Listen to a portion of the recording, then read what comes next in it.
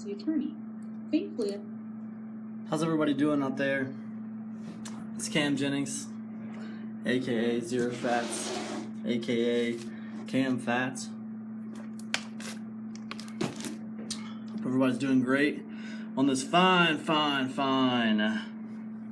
Thursday afternoon. It's about lunchtime on Thursday afternoon. I'm skipping that, man. I'm skipping that lunchtime. I'll get my lunch in a couple hours here when I leave this office. But I wanted to talk to you guys about something because I was going to Walmart last night. Hey, what's up, Shelly? How you doing? I was going to Walmart last night, and I went. What's up, Kevin? It's Big Kevin. Kevin just had a birthday. Happy birthday, man. I went to man, I don't feel like holding this stupid thing. Oh, I went to Walmart last night, man, and next to my Walmart there is there's a GameSpot. I'm sorry, GameStop. And I was looking at it, and I'm kind of a nostalgic dude, you know. I was thinking back when I was in middle school and high school. And I was a pretty big video game guy. I like to play video games as much as most of the other kids my age, I would say, at least the guys. And I remember there was an electronics boutique in the mall close to my house. And I remember there was this other game store across the road from that. And I don't even remember a GameSpot anywhere, right? But now here I am at like 40 years old, right? And I could trace this back several years, but like GameStop is it, dude. That's it. Like it's like GameStop, at least around my neighborhood, GameStop is dominating. Like you can get video games at like Walmart or, you know, a couple of other these big department stores, but GameStop like pretty much is it. Like if you just want to go to a video game store, that's it, right? So they're dominating. So I went back and I looked at it, and I was looking at their Wikipedia, and I was kind of like looking at their story, and I see they kind of started out as Babbage's, then they made some moves, they got bought by Barnes and Nobles, made some more moves, then they bought Electronics Boutique in 2005, which is funny because I used to work at Electronics Boutique.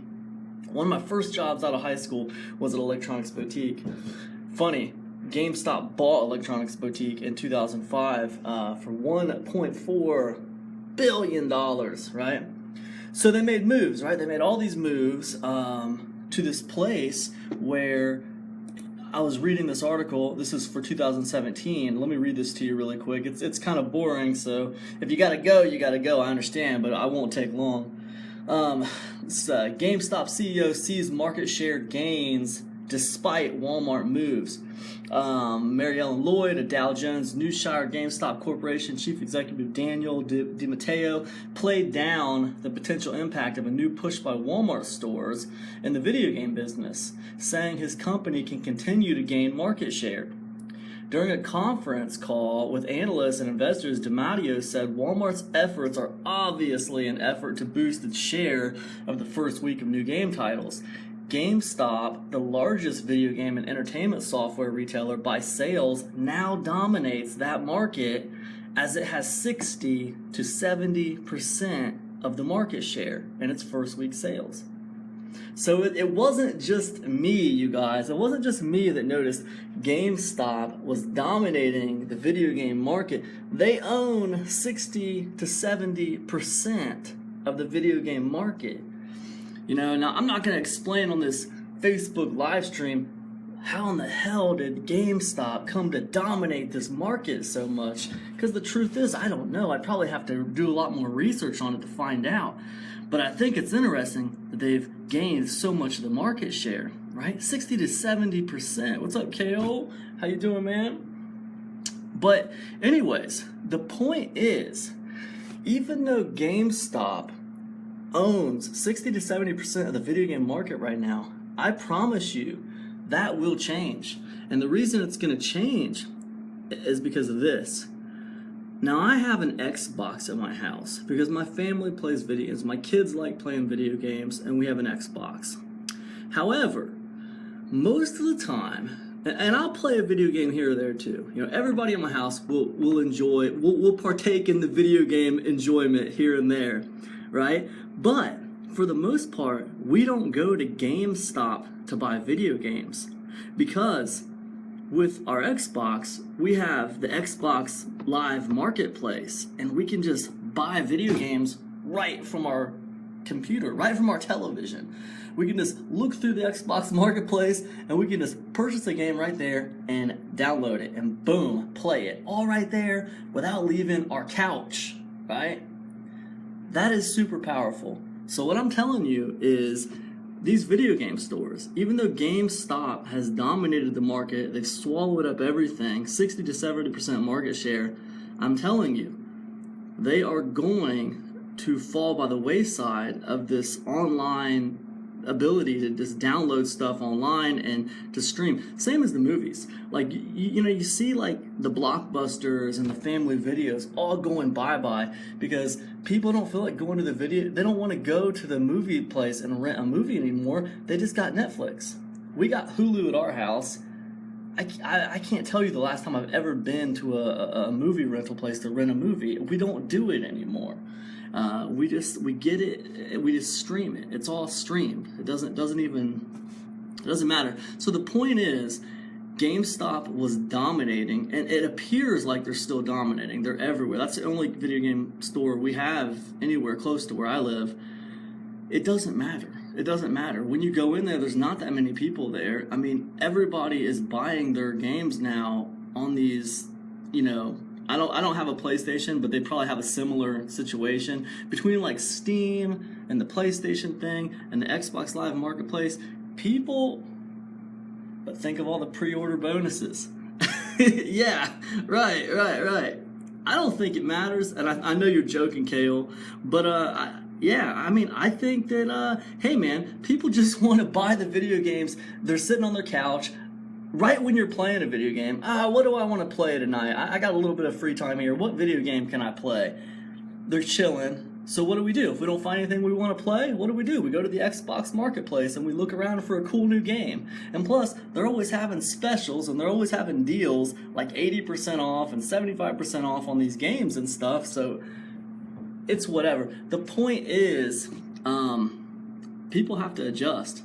Even a dominant company like GameStop, if they don't adjust what they do, they're gonna fall by the wayside, just like Blockbuster. And there's a window of opportunity there too. There's a window of opportunity. They only have so long to adjust before it's over. It's over for them. You know, they got so long to adjust before it's just over. So they need to figure out some kind of online, you know, service or something where they can, you know, capitalize on the fact that people don't feel like going to the video game store to buy video games anymore because they don't have to. They don't have to. I would much rather sit on my couch and just find something on the Xbox Marketplace to download than go to the video game store and find a game and have to deal with this cat trying to sell me a subscription to this magazine and you know, trying to get me to sign up for this GameStop card or whatever. I don't care about it. I was just looking for something to play. I got 2 hours of free time. I'm just looking for something to play. You know, I don't feel like going out of my house. I just want to sit on the couch and do this.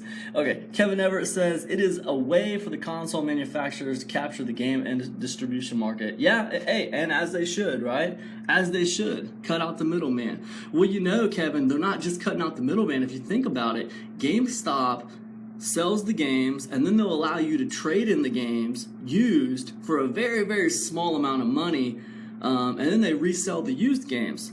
So they double dip. They double dip into that pie. And for a while, I think the video game manufacturers and the distributors felt like, hey, you cats are robbing from us because you're selling all the used games. So who's the middleman? I don't know. For a while, GameStop got to take advantage of being able to sell used games. And they got pure profit on those used games. Pure profit on the used games. Now, because of this online thing, you're right, they're cutting out the middleman. So GameStop, hey, you know, we can talk about it all day, but GameStop's going to have to adjust. Am I right? You guys tell me what you think. Am I right? Is GameStop going to have to adjust, or are they going to continue to dominate the market? Am I an exception to the rule? Or are there a lot of other people out there who just buy games from their couch instead of going all the way to the video game store? You guys tell me. Let me know in the comment section. I think it's an interesting story, and it's about adjusting. And it kind of ties into what I wanted to talk to you guys about today. I wanted to talk to you about affiliate marketing and adjusting. You see, affiliate marketers, we have a really, really peculiar relationship with sales pages. A lot of people probably don't realize how much we look at sales pages and how much they matter to us. I want to give you guys 3 different instances of my personal relationship with sales pages and how I look at them and how I adjust what I'm doing with, promotion. Like if I'm going to promote someone's product, what way I go and what I do is very much dependent on how people are reacting to the sales page. Kevin says, yep, they need to adjust or get out. They should go with online ordering and distribution too. I think you're right, man. I think you're right. I'm not a video game guru by any means, but I know one thing. I would rather just buy it from my couch than go to the video game store. And I'm guessing a lot of other people are like that too, because it's just like movies, man. I mean, we don't go rent movies anymore. We go, we just get Netflix or we get Hulu or whatever. Anyways, so yeah, back to what I was talking about. The sales pages matter. They matter to me. I mean, I can only speak for myself, but I'm guessing most affiliate marketers are about like me. They matter. And it's not like I could plan like a promotion and then I could just line up my autoresponder. I could just line up broadcast messages. I could just schedule them out for like a week to promote one product. But I won't get as many sales as I should if I do that, right? What I need to do is I need to send some traffic and see what happens. And I also need to monitor the sales page and the EPCs it's getting from everybody else, because I want to see what the sales page is doing for everybody else, right? Let me just put this up here for a second because I'm getting tired of holding this thing.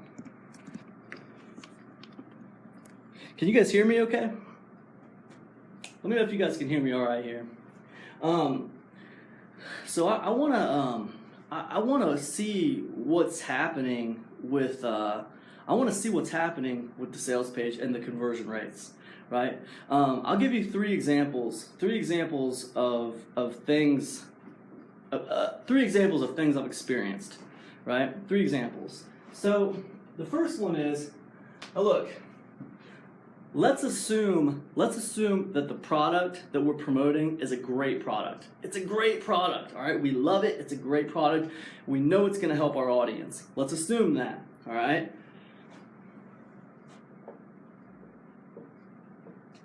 All right, that's a present, and that represents the product we're trying to promote, all right?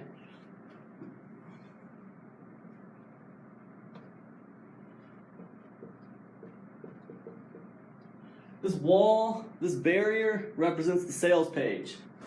All right? All right? And then, okay, this A represents my audience, okay? And then this is me sending traffic to the sales page for the really cool product in the back, okay? Very, very cool. Now the first scenario is this, all right? I'm going to call this GC, all right? And I'm going to call this GC. That means I have good conversion on the sales page for everybody else promoting the product. Good conversion over here. Let's say it's 10% or above. 10% or above, all right? Everyone's getting 10% or above on this thing. It's converting well. When I send traffic to it, it's converting well for me as also. I'm also getting good conversion. Well, this is kind of like taking your dream girl out on a date and like you can't go wrong, right? Everything you say, she loves, right? It's your money in the bank, man. Everything that comes out of your mouth, it's almost surreal. It's like you're having one of those nights where you can't do any wrong. Everything that comes out of your mouth is amazing. This girl loves you. It's in the bag and everything is awesome, right? So when a situation happens like that, you're golden. If you hit your audience with a message that they get and they love, and you're converting well, and you see everyone else is converting well on the sales page, continue with that message. Find other stories, find other ways to slam that message home. That's my opinion. Other people might have different opinions, but that's what works for me. If I got a dream girl, if I got a dream girl and I can't go wrong tonight, everything I say she loves, I'm gonna keep on doing what I'm doing, right? And that works for me. All right, pretty cool. Now this is a good scenario, but this doesn't always happen, all right? This does not always happen. Matter of fact, it doesn't happen very often at all. A lot of times this doesn't happen. Let's talk about another scenario, okay? Hold on just a second, guys. I want to get something to drink.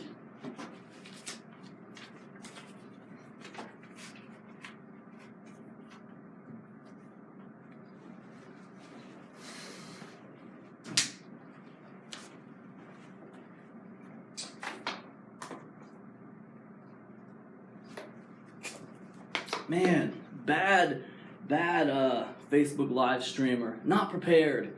Bad Facebook live streamer. All right, cool. Let's thanks for putting up with me, guys. All right, so let's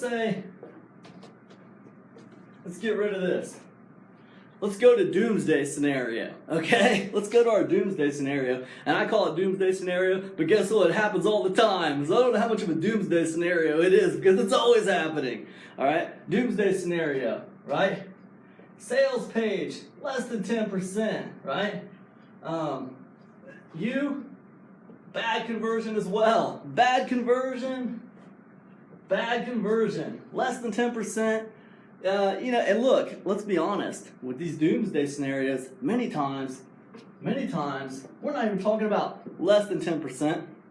We're talking about less than like 2%. It's horrible, right? It's horrible. Now look, here's one thing we gotta remember, okay? So we have a horrible sales page. It's not converting for anybody, all right? No one's getting it to convert. It's not converting for you, all right?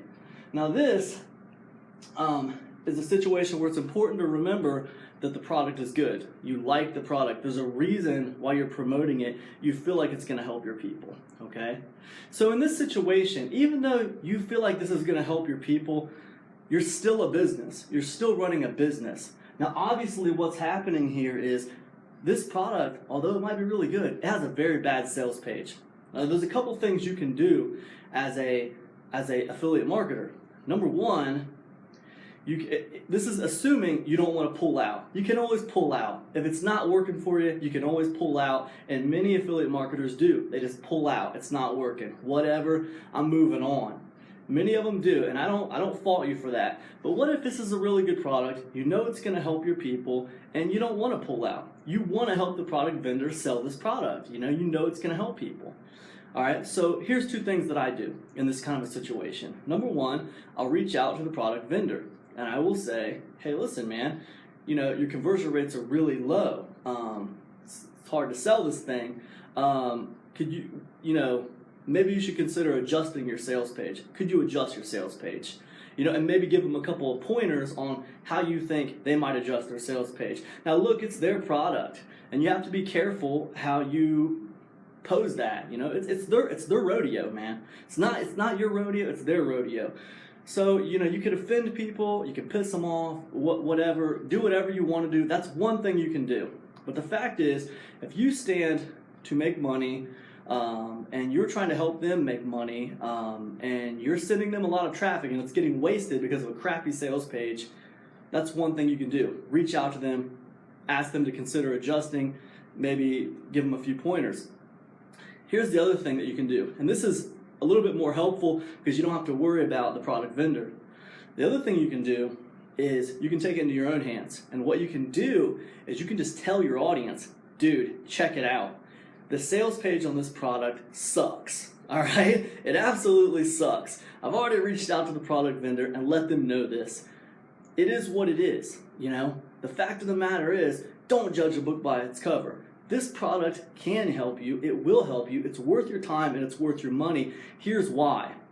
So you go the extra effort to connect the dots for your affiliate, for your audience. Connect the dots for your audience. So that way they don't care about the sales page. You've already connected the dots for them. They understand how this product can help them, why this product can help them. You've essentially done the job of the sales page because the sales page is not doing its job, right? So this is another thing you can do when you have bad conversion here, and then you also have bad conversion personally, okay? So that's another thing you can do, right? Own it. The sales page sucks, all right? It's proven to suck. It has a history of sucking, but this is why you need this product. Boom, boom, boom. Do the job of the sales page yourself for your audience, okay? That's what I do with these doomsday scenarios, right? If it's important to me to sell the product, if I feel the product can really help my people, this is what I'll do, right? Now let's go through a third scenario. And this one's hard. This one's hard because this one's going to require you to swallow your ego a little bit. This is going to require you to admit you're not perfect. Okay? So this one, and look, I'll be honest with you, this one happens to me a lot because I take chances with my audience. You know, I go out on a limb, I try new things, and the reason I do that is because I'm interested in disruption. I'm interested in doing things different than other people because it helps me stand out. It gets me attention, and when you're in a sea of X's, you want to be the O, okay? So that's why. I'm always thinking outside the box. That's helped my business since the beginning, thinking outside the box. But when you take chances, you have to be willing to understand when things didn't work, and you have to be willing to adjust. So here's the third scenario real quick for you. So let's say we got good conversion, up here. Good conversion, 10%, above 10% on the sales page, and then what we got going on over here? Bad conversion. I can't sell any of them. Everybody else is selling them. I can't sell them. What's happening? What's going on? That sucks. Because every time I send an email, or every time I produce a video or make a piece of content, I feel like it's awesome. Right now, I'm doing this for you. I feel like it's an awesome video. Oh my God, I talked about GameStop. I segued it into my affiliate marketing message. Holy cow, I'm a genius. But no, man, I'm not a genius. I'm just a normal guy who takes chances. And even though I might be really proud of what I do, maybe I can be a little overconfident too. And maybe it's not as awesome as I thought it was. So when I have something that's proven to sell, all right, it's proven to sell, I know it's a good product, I know it's going to help my audience, but they're not buying, what do I need to do? I need to adjust my message. I need to hit them up from a different angle, all right? The angle I was using is not working, all right? I actually made a book about this called Offer Kings a while back, and it basically taught you 10 different angles to sell the exact same product, right? So you were trying to sell a product, and it gave you 10 different angles to use to sell this product. Now, look, not all angles work for your audience, all right? They're not feeling it, right? I'll tell you, I'll give you an example. You know, a good friend of mine, Arun, just released a ClickBank product reviews product. If you're interested in that, I'll put a link in the description. But it was a really good product. I really liked it. He's a great writer. He did some great reviews, and he's selling them PLR rights, so people can actually, you know, buy the rights and use these reviews on their blogs or convert them into podcasts or convert them into YouTube videos or whatever, right? So good quality stuff. And I see that his conversion rate on the sales page is great. It's above 10%. I think it was like 11% today last time I checked. But I couldn't sell it. I wasn't selling it. I sold like 1 or 2 copies, right? So I adjusted my message. My first message was, you know, I focused on ClickBank, and then I focused on Arun. I focused on how cool Arun was and how good of a guy he was, and, you know, how quality his stuff was, right? And I focused on ClickBank, how important ClickBank was, why ClickBank was important, why it mattered. ClickBank was the big daddy, and it really is the big daddy, you know? That message didn't resonate with my audience, all right? And at first, you know, as a person who can be a little egotistical, I felt like, well, maybe it's not converting for anybody. Of course it's converting for other people. Of course. It had to come back to me. Of course it's my fault. So, yeah, so it was converting fine. So I had to adjust my message. And my second message, when I adjusted my angle, I went for a different angle. What I did was I adjusted it to niche selection, because niche selection, it's something that a lot of people have trouble with. You know, new guys that are just beginning, they're just starting out, they have trouble picking a niche. It's something that they struggle with. So, Arun put out some really cool reviews on products, but they were in a few different niches. They weren't all in the same niche. They were in several different niches. So my second thing was I wanted to show people how could you not just, if you bought this product from Arun, how could you use this, and not just use some of them? Like, let's say you're in the walking for fitness niche.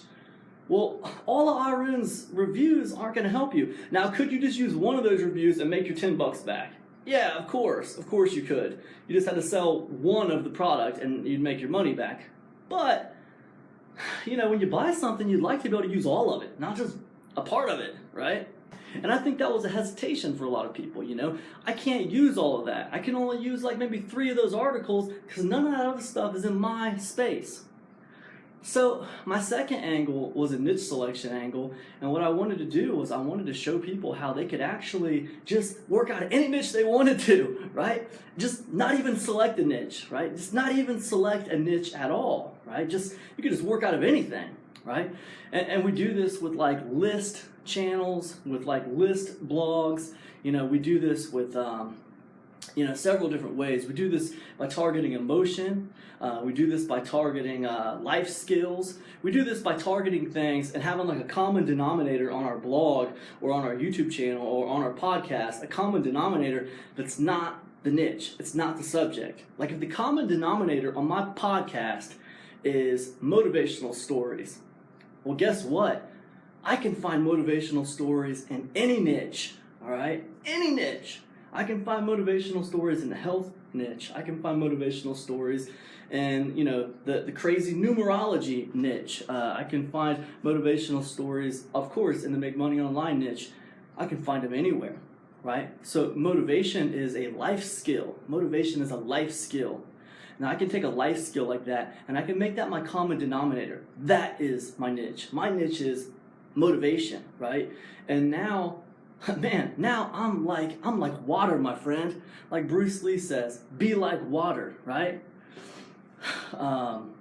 That's it, right? And that was my angle. And that resonated with my audience, and I started making more sales on the product. If I would have just gave up, I wouldn't have made those sales, okay?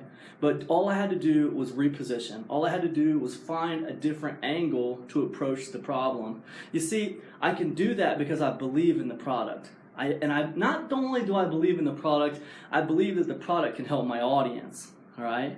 Now, if I believe the product can help my audience, and I see other people are selling it, then the problem is mine. I need to fix me. I need to fix my message. I need to change it. I need to re-angle it somehow. I need to adjust, right? So anyways, that's the story. That's the story I wanted to tell you. 3 different ways, 3 different scenarios that you can run into as an affiliate marketer, and 3 different ways to handle those things. It's the peculiar relationship that affiliate marketers have with sales pages.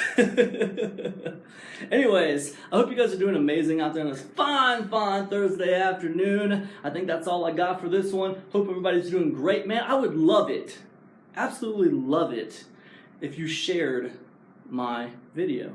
If you took this, actually, everybody here, do me a favor right now. Share this. Share this to someone who you think it would help. All right? Share it to someone who you think it would help. And I would appreciate you. I would appreciate you for it. All right? I would say I'd dance at your wedding, but I don't dance, and it probably wouldn't be fun to watch. So anyways, man, I hope you guys are doing amazing out there. I hope you have a great day. Stay warm. I'm in Ohio here, and it's pretty cold outside, but stay warm, and have a good one, man. Don't work too hard. Peace, everybody.